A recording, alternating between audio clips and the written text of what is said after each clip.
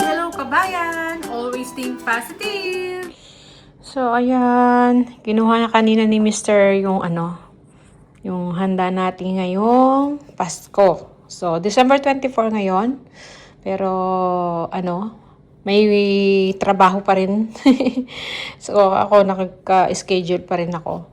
Tapos, si Panganay, si Bunso, si Mr. Si Mr. ayan, pauwi na rin. Pero kami ni Bunso, magkasunuran lang kami umuwi kanina. Si Panganay, mamaya pang 6:30 ang out niya. So, kaya umorder na lang kami ng ating handa. Ito, beef caldereta, palabok. Ito, pork barbecue ata to. Ayan, oh. Nakahiwa na. Tapos, ito yung pinaka-biko natin.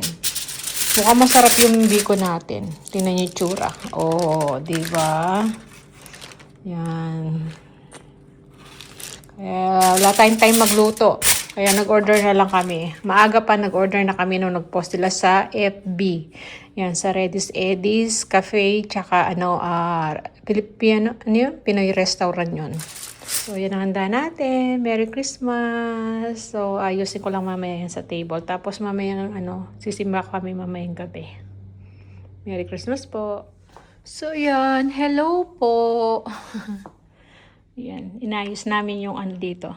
Dito namin nilipat yung Christmas tree natin with yung mga gifts. Ayan. So kasi kami, yearly namin ginagawa kasi yung mag-pictorial.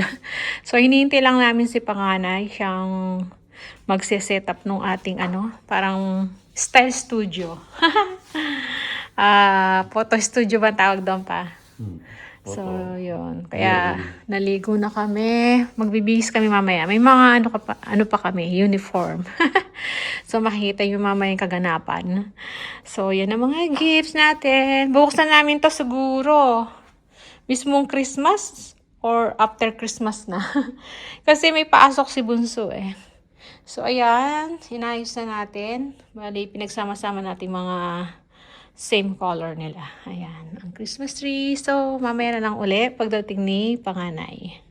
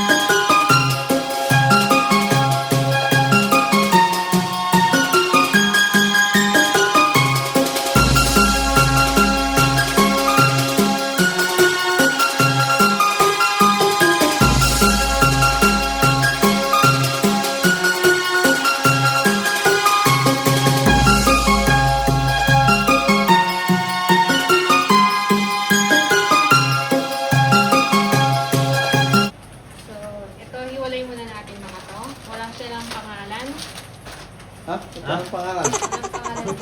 Sila ganyan? Secret. Secret.